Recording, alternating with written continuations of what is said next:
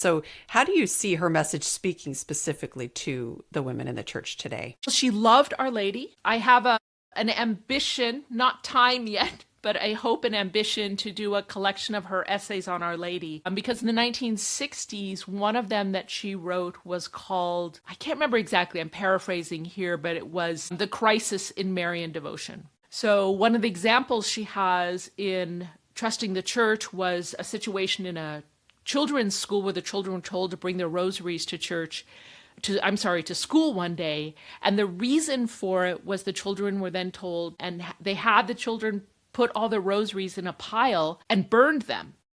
And the message of the children was, oh, we don't do that old fuddy-duddy stuff anymore. And Ida Görres saw this effort to sideline and push aside Our Lady and to treat the devotions to Our Lady as, oh, that's just old-fashioned, old wives' tale stuff. She saw that as a crisis because of the special role that Our Lady has. Also, she was very critical of feminism. She wrote a scathing review in the early 90s of the book The Second Sex by Simone de Beauvoir. But she's also writing this very important criticism of what she calls an atheistic view of woman. She even calls that view of woman satanic. She's writing that from a perspective of somebody who is an expert in the lives of the saints. And so she has spent her life exalting and sharing with us the lives of saints such as Elizabeth of Hungary, Saint Barbara, Saint Therese. She's from a milieu of educated, intellectual, influential Catholic women writers. She's in this milieu of Ida Görres, Gertrude von Lefort.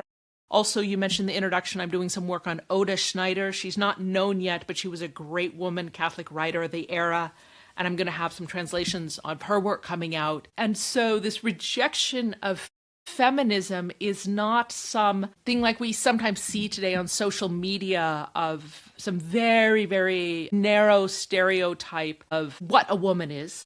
She understands that God has created man and woman as very rich partners to each other. So I'm excited to share more about her work on this as time goes on. And she especially used her literary gifts to write short stories for girls and young women to help present to them a healthy view of what a woman is.